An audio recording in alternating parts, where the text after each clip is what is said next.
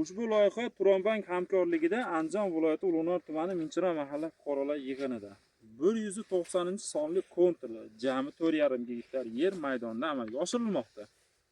Ekin turi tarvuz. Bu yerda ekilgan zamonaviy usullar bilan parvarishlanmoqda. Hozirda ekinlar holati juda ham yaxshi. Shu holatda ekinlar 120 kun davomida yetishtiriladi.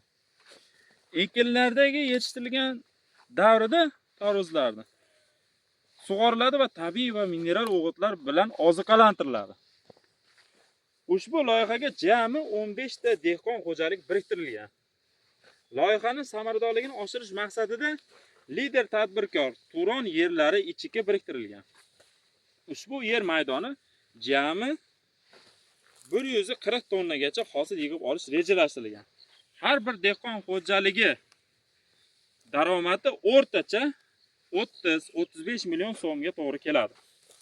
Mazkur hosil yig'ib olingandan so'ng ikkinchi ekinga ham yuqori daromadli ekin turlari ekish orqali dehqon xo'jaligi daromadlarini yanada oshirish rejalashtirilgan.